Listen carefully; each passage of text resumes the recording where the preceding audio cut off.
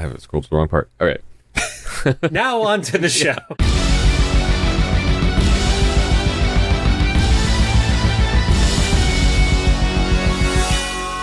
Welcome to Cyclops is Waiting for Me, an X-Men animated recap podcast with Wolverine and the X-Men, episode 4, Overflow. I'm Rod, and I have to say, this is a terrible title for this episode. But I like it because it's storm-centric. But, yeah, anyway, you can find me on social media everywhere at either Rod Kim or Rod Kim Rocks.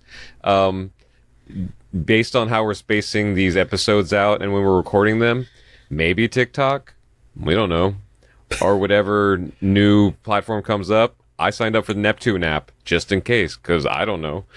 It'll still be in the 90-day window when this goes live. So 75. It'll still be within the 75-day window when this goes live. Everything is dumb because it's like a 90-day extension could have been signed, but then it was only signed for 75. But also, like, nothing has happened since that extension at all. It's wild. And I am JC, the John Carl, on all social media, occasionally posting on Whiskey and Waffles, and I think there might be some live streaming happening. Maybe, I don't know. Oh, nice. But I do want to give a quick shout out to X-Men director Larry Houston, because Larry just reshared the Ron Wasserman interview that Rod and I were there for NerdSync. And he actually made sure not to just point out that it was like an interview with Ron, but he actually said the documentary from NerdSync, which I thought was pretty dope. That was pretty cool. That's where all of us met Ron for the first time. That was and he's still friends with us. So right. Weird. So friends with me is an even weirder thing. I think you texted me like that, like I'm inspiring to you just by sheer fact that I've survived this long. Yes, because you almost went to the wrong city for a podcast panel. Yeah. And also, because didn't you say I almost Rod Kim'd it? Like you turned yourself into a verb? I did a classic Rod. I almost did a classic Rod because at the time of this recording and at the time of that panel, 4 days before, I was taking two friends, and I actually invited John, if he wanted to come, to a Lunar New Year celebration that I go to every year. And this year it wasn't on Lunar New Year because Lunar New Year happens on a Wednesday, so it was happening, I thought, the Sunday before. We get there and the stuff is set up, but no one's doing anything. I'm like, what happened? And I'm looking at why is it not on the Santa Anita Mall? Like, why is it not on the Santa Anita Mall calendar? And I finally look, it's like, it was Saturday. So the stuff was still set up for it, but it wasn't happening. I was like, I missed New Year's. That's me. Like, that's what happened. That's how bad it is. Cyclops is Waiting for Me is our bi-weekly podcast series. We're going back and watching every single X-Men animated episode that we can find. This podcast started with the original 1992 X-Men the Animated Series, building up to the release of X-Men 97. Along the way, we finished that X-Men Evolution, the first season of X-Men 97, and we launched our companion interview show, The Xavier Files. And since it's like February, we should probably start booking more of those for this year. Since season 2 of X-Men 97 isn't even announced yet for 2025, we are dedicating the entirety of this year to Wolverine and the X-Men. And some quick reminders, we're a recap show about a series that started over 15 years ago, and then I think we did the math, like the episodes we're on right now happened 16 years ago, right? Yeah.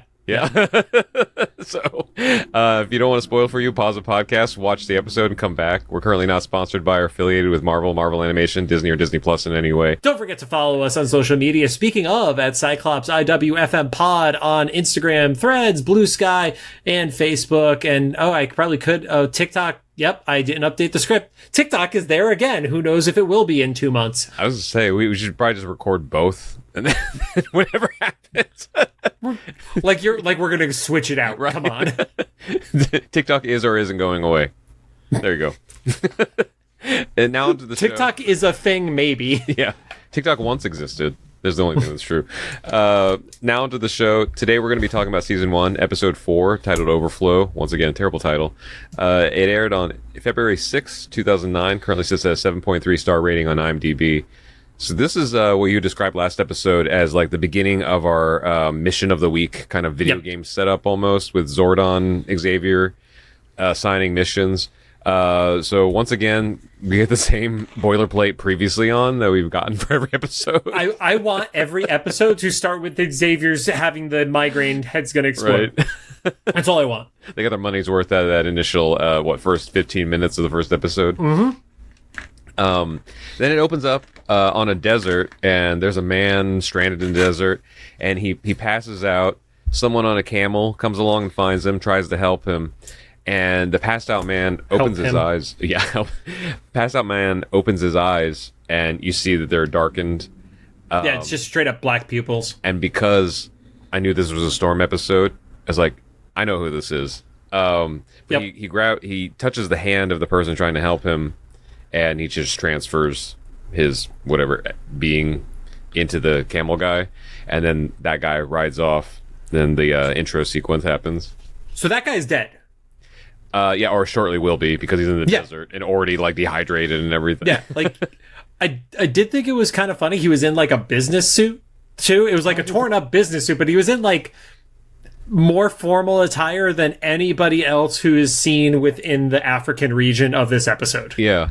You know, it's funny you said he's dead, because as of this recording, the first 2 episodes of You're Dead. Yeah, Friendly Neighborhood Spider-Man came out, and everyone that I know have seen it has made the same commentary about one of the fight scenes. I think it was the second episode where Spider-Man like ricochets a brick back at some kid. Yes, like that kid's dead. Everybody's saying like that kid died. Like, yes.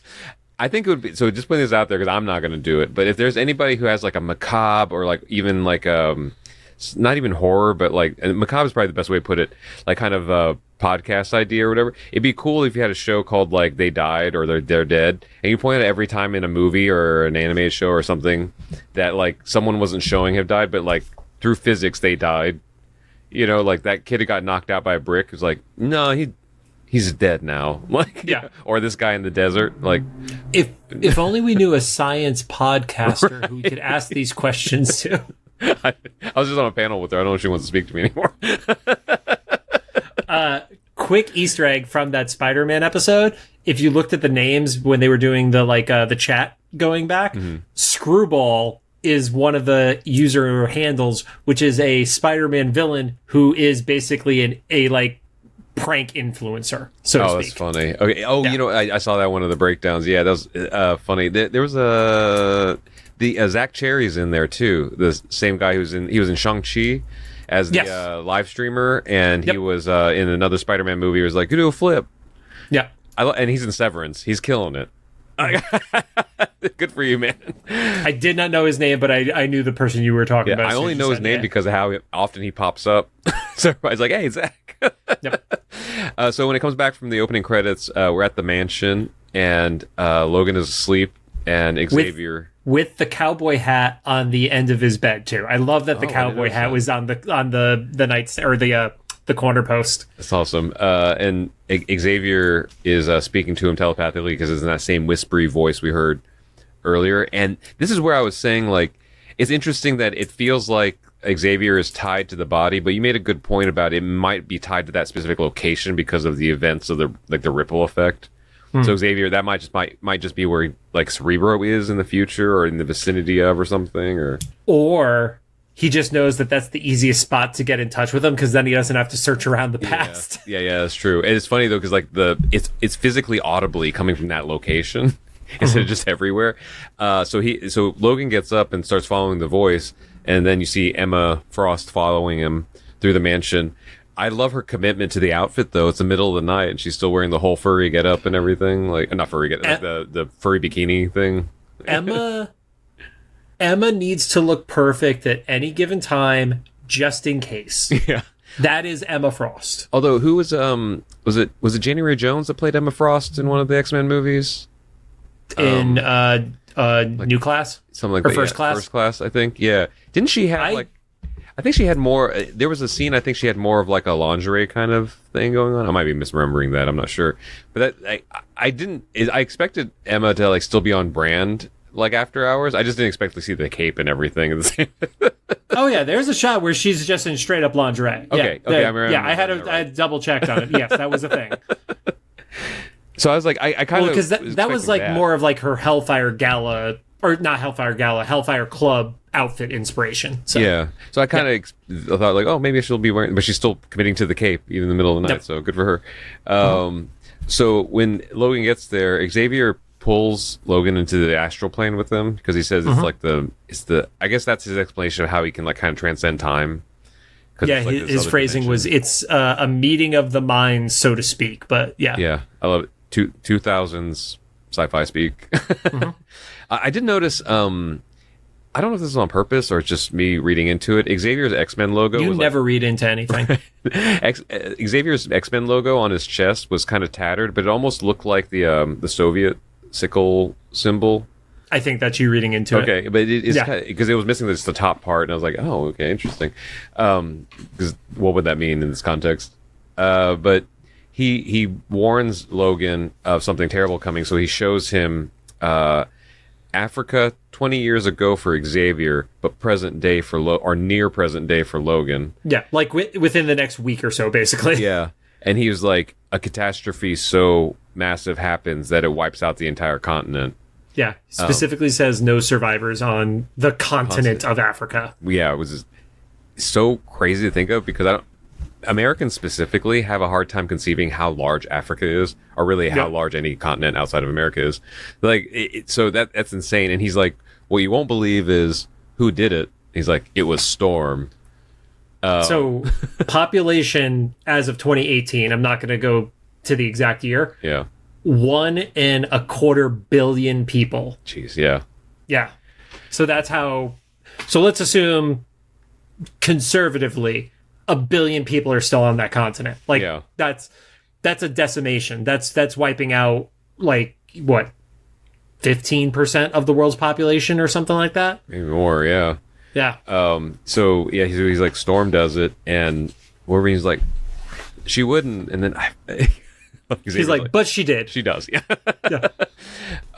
So he gets out and she killed herself in it when it happens. Yeah, that's right. Yeah, and I think that's why like it's insinuated like nobody knows why she did it because she also went down. Mm-hmm. So you have to can't really ask her about it after the fact. So now you have to recruit her first because this can't happen. You still need her to prevent the future that started this whole thing at the end of hindsight. Logan leaves the astral plane, whatever manifestation, and sees Emma. Yep. And locks her in. It looks like solitary confinement, like kind of. He locks her in like a room that looks very small. Looks like he's like, you're not going anywhere. Did I read that wrong? Yeah, I think he did. I think that was he walked out of the room and let the door close behind him, not he locked her in the room. Okay. You really think that Wolverine wants to off Emma in this series? I could have sworn that the way it showed it was like he like pushed, like after they left the room, he like put her in a room and like closed the door. Oh, bless you. Was he sneezing back here? Just distract from the fact that you got something wrong. Be like, my cat's cute. He was here there. Yep. And so Beast and Wolverine. He basically calls her out though for like spying because he doesn't trust her still at this point. Mm-hmm. And Beast and Wolverine are looking at a weather map basically, and they're looking for Storm, and Beast is like, well, there's no weird like anomalies or anything, so we can't really find her. But then Wolverine's like, well, that's good because that means it hasn't happened yet. Yeah, but they need to use Emma because trying to find a single person in the entirety of the continent of Africa, little hard to do without a psychic. And that's assuming she's there at that specific time. They don't know where she is. She could be anywhere in the world. She's probably there, but she could be anywhere. Yeah. So they use Emma to find Storm. They have a great back and forth before she does it, though, where she's essentially saying, like, you need to stop manipulating me because you just keep, like, dangling the carrot in front of me. And if I do this, that ends today.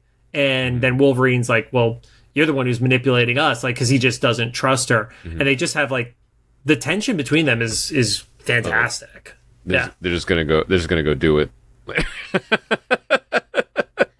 That's how these always end up, right? No. Wolverine and Emma don't bang. Watch that be my dumb prediction for this series. If they bang in this because of your prediction, I'm going to scream. The best part is if people who have seen the series are like, that didn't even happen when it originally ran. I don't know how it changed. You Mandela affected it? Yeah. Good, Rod. Good. So Emma, even to my surprise, is pretty straightforward. She straight up finds Storm, and well, she almost walks out too. Like she's like right before that, she's like, "This ends, or I'm done." Mm-hmm. And Wolverine has to like kind of like eat crow because it's like, yeah, if she walks out, we can't find her, and then everything ends. A billion people are dead. So so Emma, but yeah, then it's like a cool CG effect of like a bunch of people and kids walking by, and there's like, bam, Storm at the center. It's very similar to the X-Men movies, like showed Cerebro working, searching for people. But yeah, so Storm is making it rain basically at a dam somewhere in Africa. It looks reservoir dam, something like that. Yep. And it sounds like she's revered as a god, obviously, but like she has kind of like ongoing list of tasks for different areas, and these people like bring gifts to her and stuff in gratitude of taking care of the different areas. I love the phrasing where it was like, but we already had a celebration, and it's like, there's gonna be another one. Yeah. They decide to go to Africa. Kitty has to talk Scott into going with them. Yep. It looks like he's not going to. Yeah, sad Cyclops is like in the room by himself kind of scenario. Then when the X-Men go out to the Blackbird, Forge comes out and he's like, "No, I just fixed this from the last mission." Yeah, so then when he scratches the thing, that's when that horrific reaction from Forge happens, and I feel for him. 'Cause I'm like, man, they are just abusing you. And then that moment gets interrupted by Scott showing up in his like trench coat and everything. Yep. Back over in Africa, the most recent dark-eyed person that we saw, the guy on the camel transfers his like being. You just see this long. It's like that scene in the second Venom movie where you see the symbiote like jump between different people. Would have had to have watched it and cared. So this is similar, where it's like essentially it happens through touch. So every time someone like puts their hand on the shoulder or shakes hands or exchanges like goods or whatever, they're hopping sometimes as quickly as like seconds of a person. So you get the impression that this entity it's like electricity, has to like flow as a current through all these people. Finally, when it gets to like the line of not like tithing, the receiving line for Storm, for gifts to Storm, they literally just go up the receiving line, like touching shoulders up to her. I'm gonna have to give Storm some crap here, because no one in this noticed this weird, because it visibly is happening. Like, so I wonder, and we've talked about this, like, because it's a cartoon, like seeing like Domino's luck powers, for example. Yeah. I wonder if this is a scenario where they did it because the viewer could see the astral plane stuff, but I don't know if the characters could see the astral plane stuff. Just a thought. Yeah, I could get that. It just the way they animated, though, it looked like a symbiote, like kind of transferring. And so they get the, I was going to call him, it's a Shadow King, gets up to the front of the line and then touches Storm and confronts her on the astral plane. Yeah, it calls her a street thief, and basically being like, you're finally returning to your master. Yeah, and we get the T'Challa in the MCU type of origin story, where it's like, it's about 3 seconds.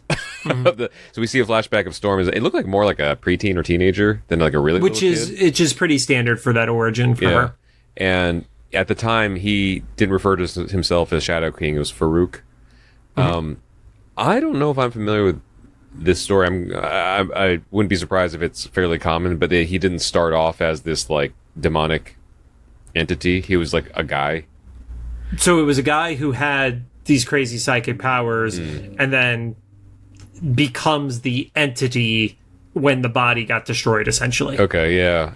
And so, in that flashback, it kind of implies, they don't actually really clear it up. He accuses Storm of like kind of keeping stuff to herself, like keeping some things for herself. We don't know if that's happening. It probably not. But then she basically says like, I kind of want out. And he reads her mind. It's like, oh, you found a new friend, Xavier. And then Xavier shows up. Well, because she's basically saying, I didn't steal from you. The reason I have less is because I spent less time stealing from people. I met a person, and that's when he does the mind read. So it's not that she's like skimming off the top. It's more so the whole she's just like, oh, I just didn't spend all day being your thief. Yeah, you know? yeah. And then Xavier shows up, confronts Farouk, and they quickly get into the battle in the astral plane.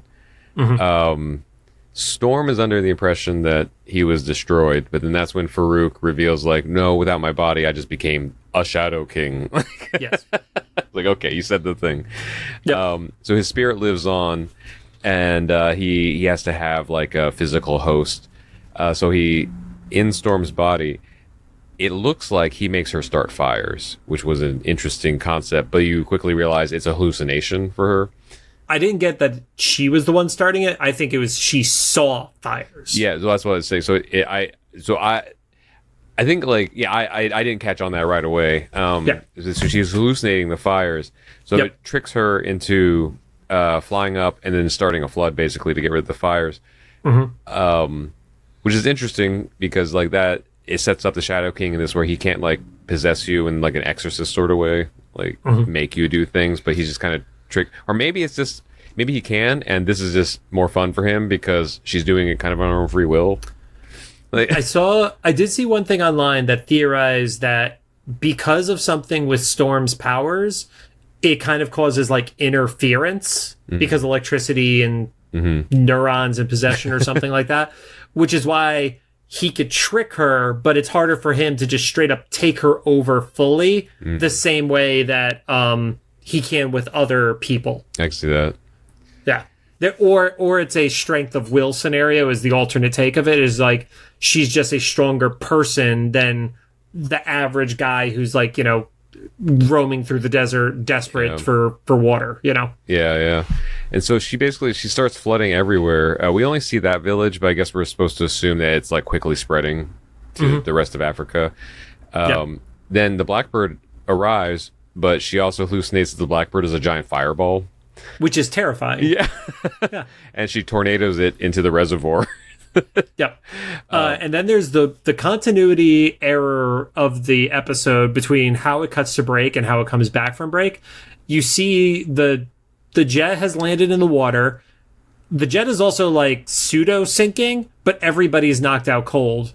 Cuts to commercial, comes back, and then everybody like pops out safely from the jet. Nobody's like half conscious or even like groggy and stuff like that. Which is a little bit like, why? Like, I get you do the animation to have the cliffhanger, but then if you don't address how everybody is like, you know, Emma wakes up and slaps everybody in the face to get them moving again, you know? The water was cold. Woke them up. You know, the first thing I thought, though, is as soon as because the jet like hit like perpendicular into the water, and I was like, oh, Forge. That's my first thought. I was like, oh, the jet is totally my fucked. Poor boy. I'm fully empathetic for Forge at this point. But yeah, and not because he tries to bang Storm in other series. Yeah. Oh, I forgot. Yeah, that's interesting that okay. And he doesn't interact with her yet so far in this show. Not yet. Nope. So Bobby kind of like ice slides them. It looked to me up to Storm, but it's more up to like the villages she's at, not up in the air. And then she starts seeing more fires. And I don't know what logic Storm had for this. She makes it hail, but like at knives. Like, not just like normal. So people should have died here. Yeah. Like, Wolverine is cutting like hail knives, like you're saying, with his claws. Cyclops is shooting them. Bobby makes like a little like bridge to cover it for safety. And then people start getting hit in the head with these things. Like Bobby gets knocked into the water. Kitty gets knocked from behind because she never knows when to not turn off her power. Yeah. Like, but the way those things were shaped, they should be dead. Yeah, and they addressed that because, like you said, people were getting hit by it. And Emma at some point turns into diamond form to protect herself from it. Which, this is the first time in like an animated version of it that you see it. It had only been a few years prior that she had that reveal within the comics and stuff like that. So it was like, it's a really cool moment. And they did that cool job of like, well, why didn't you do this before? Like, why weren't you doing it when I almost killed you with Magneto? And it's like, well, then I can't use my psychic powers. And she's like, invulnerability is not as valuable to her as being vulnerable. Yeah. It's a nice like kind of power balance. Yeah, like that I'd rather have some level of control while using my telepathy than to give that up. Like, that's wild. So, and at one point, like a hay roof comes off one of the buildings, takes out Bobby, and Kitty tries to save Bobby, but then that's when she gets whacked in the head. But then the knife hail takes out Kitty, but then Beast goes to rescue them, but then he's out of the game because he has to like make sure they're okay, make sure they don't drown. Yeah, and that's when Emma does the diamond thing. She can't use her telepathy. Emma just immediately says, "Scott, shoot her down." And Wolverine's like, what the fuck? Like, no. I agree with her. Yeah. I agree with Emma. Shoot her down. Yeah. But Wolverine's like, no, shoot me. And so he climbs up to like a higher vantage point and then jumps. And then that's when Scott like shoots him. He doesn't even get damaged though. He just like catapults further. You know what? I keep forgetting it's not a laser. It's a punch. Concussing. Yeah. So, and then he's able to tackle Storm and take her down. Emma goes into Storm's mind, and she kind of gets a look around, and then starts talking to Storm. It's like, what the fuck is going on? And then Shadow King pimp slaps her. I was like, that was so violent. Yeah. But it's not the physical body; it's the astral version of it. Yeah. Well, and the way they cut it too, you only saw Emma's reaction in the real world. Like they cut from, they don't show the whole thing, like the impact. Yep. And I know we joked in the last episode about like there's a lot of boobs in this show. That I think was the most surprising thing, that they would show like a big domineering man like hit a woman like that, or kind of show that. And her reaction for that, she comes out of it, and then Wolverine talks to Storm, and he's like, what's going on? Emma's like, well, she knows the story now. So what's wild is, though, to your point, I just did a quick double check to make sure I wasn't messing it up. This was on Nickelodeon. Remember, really? this show aired on Nickelodeon. Jeez, yeah, that was wild. Yep. And Nickelodeon and Nicktoons. So, all right, children. Yep. Cable. So cable. That's right. Wolverine talks Storm down, and she stops seeing the fire, and she stops all the rain and everything. Her eyes go blue. Yeah, and then Shadow King starts to go into Wolverine, but then Emma like comes out of her body and tackles Shadow King, and then they have the astral form fight. Yes. In the real world, Storm yells, "You have to keep him out because without a host, he won't survive." Which, great plot point. I don't know. I think I've always seen this Shadow King as much more domineering than that. So it was almost a little disappointing to see this be such like a quick defeat.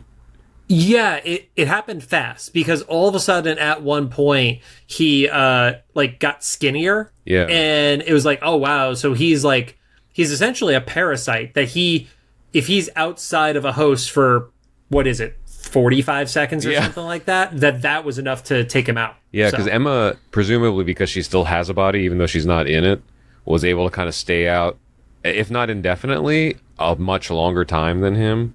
Yeah, she's more anchored. And so she basically keeps him busy by like manifesting weapons and stuff and keeps fighting.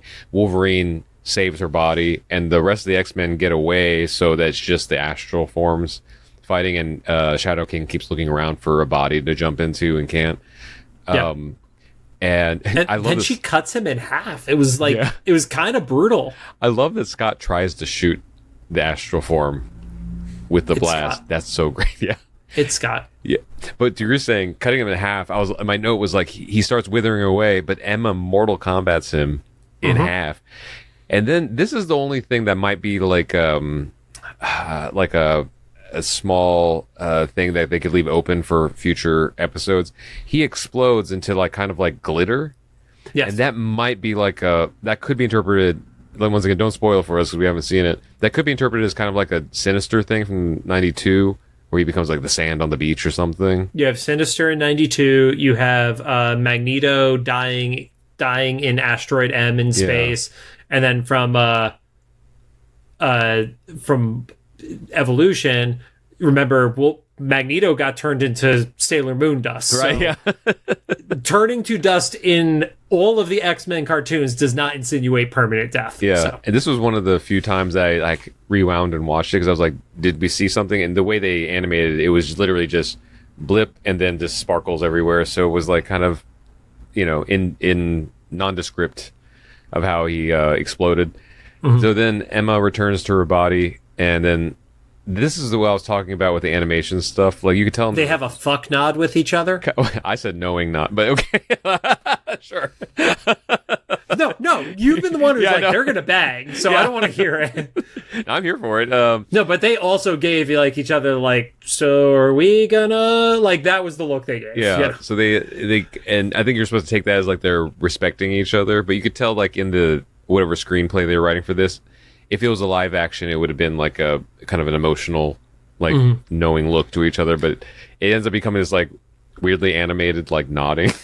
Well, because the earlier in the episode, it's like, you don't treat the others like this. He's like, I trust him. He's like, they earn that every single day. Yeah. And this was supposed to, like, I guess, be the cap to that story of, he may not like say it's his favorite person, but it's like, at least he knows she was willing to risk her life for Storm, essentially. Yeah. So. And trust her body with the X-Men while she was out of it.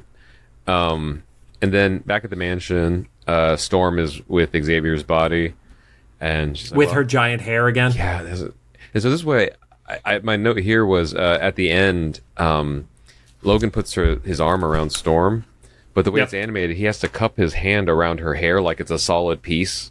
Like it's metal or something, like one of like Angel's wings or whatever. Yeah. I was like, I know from the animation standpoint that makes sense, but I'm trying to picture this in the real life scenario. It's like kind of softly putting your hand around someone's long hair.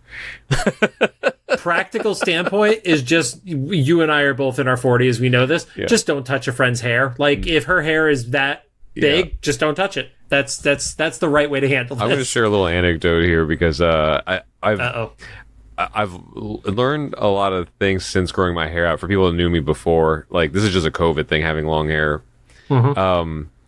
But people just feel, it's kind of like tattoos. People feel like really empowered, specifically like middle-aged white women, mostly, I'd say, to just touch my hair. Whether you know me or not, I'm not going to say exactly who it was. There was a person I knew that I hadn't seen in a long time, and we were at a Grammy event. Oh, okay, I was going to say our mutual friend Shayna, just to call her out, but not at a Grammy event. So, at a Grammy event, and I hadn't seen this particular person in a long time, and she, so the event had like the normal like sandwich catering, like the sub sandwiches, and anyway, so we were eating, and we hadn't seen each other in a long time, and my hair was long last time we saw each other, but it's gotten longer. So she's like, "Oh my God, Rod, your hair is so long." And I just watched in slow motion her hand, covered in that like oil dressing that's in submarine sandwiches, comb through from my scalp down to the bottom of my hair, is down to my waist, and I crawled out of my skin. And I left the event early to come home and wash my hair. So yes, don't touch people's hair. Yeah.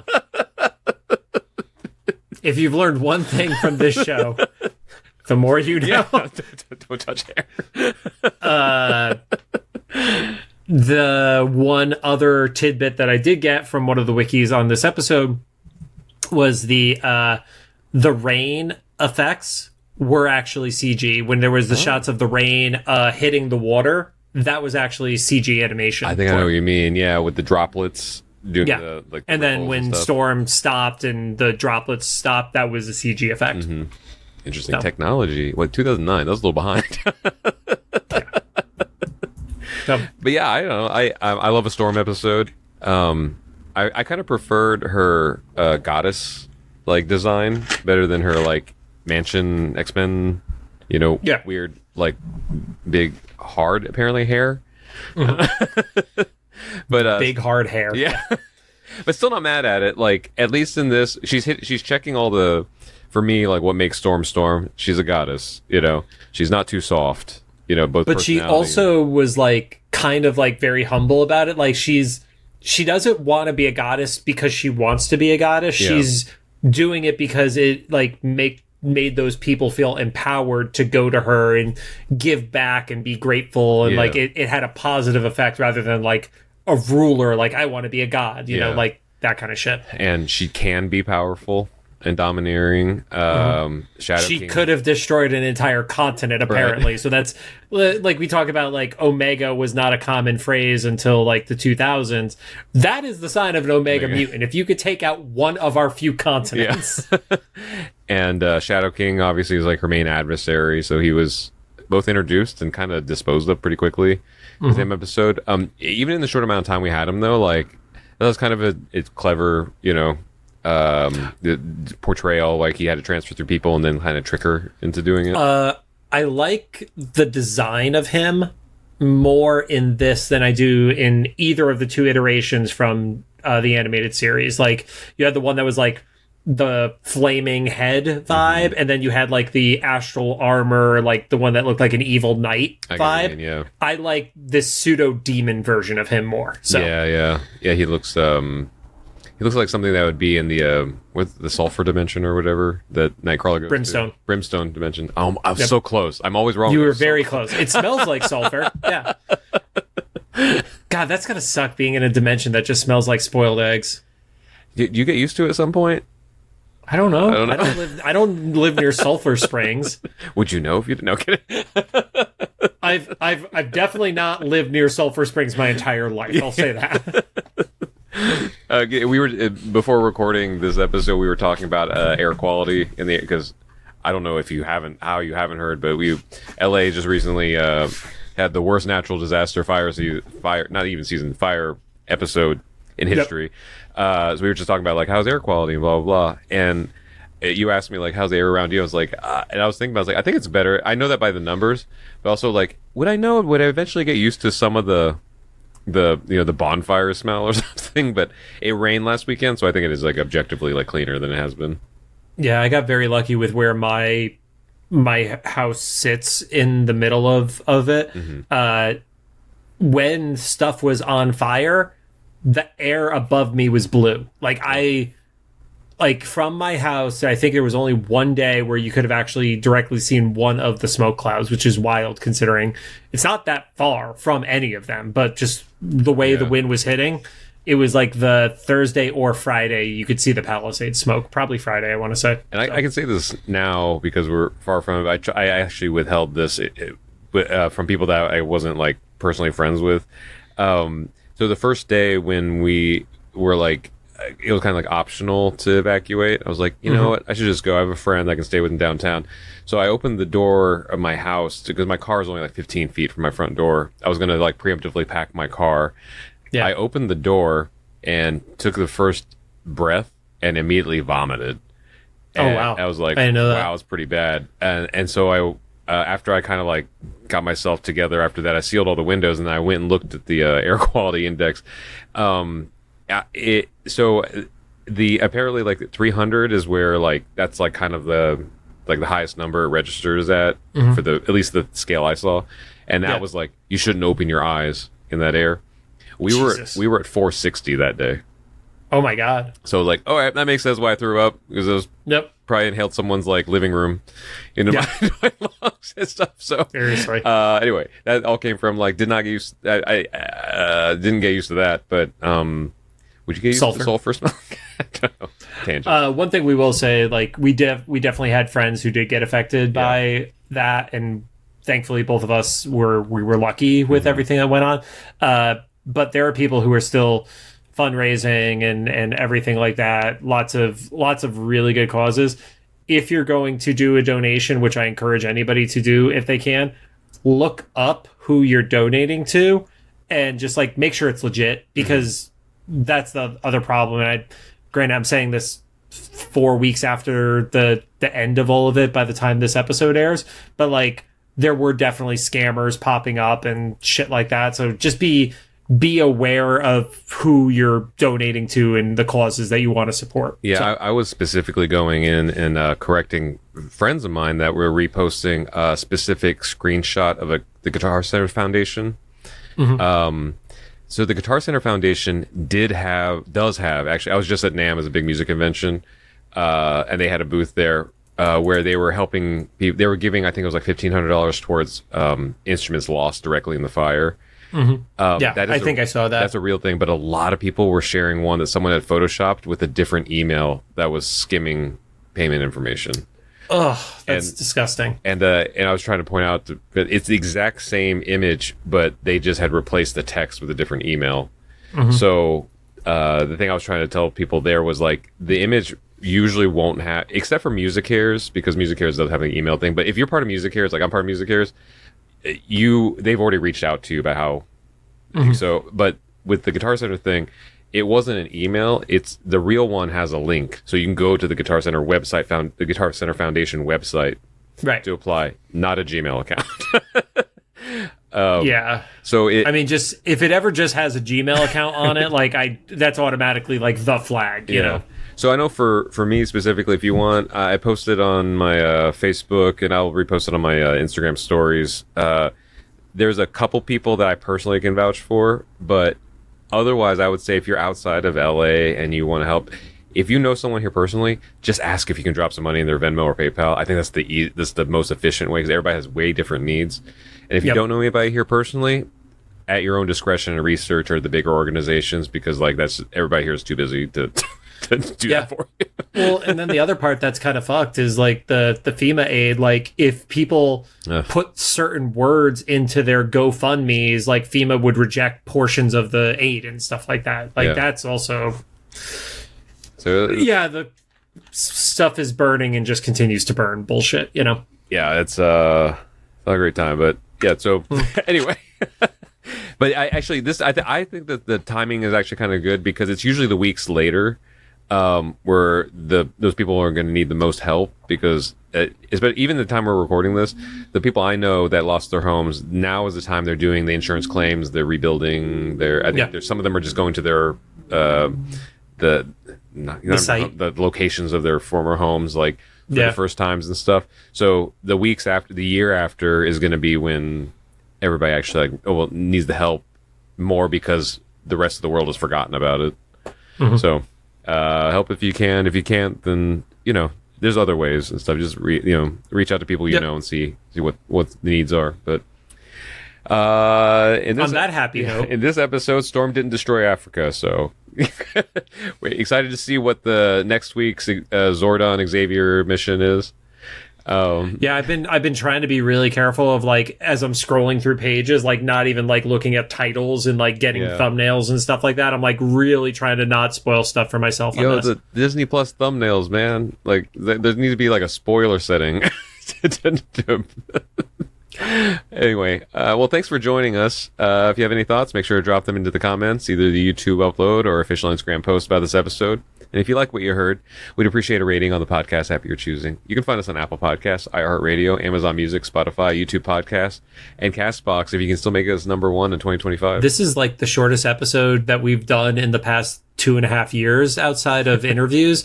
And I feel like that's why your cat is still super sleepy because she's like, you guys shouldn't be done for another 15 minutes. Lucy alarm clock is, there you go. Good. Annoy your cat. That's a great way to end it. Lucy, you get to eat now.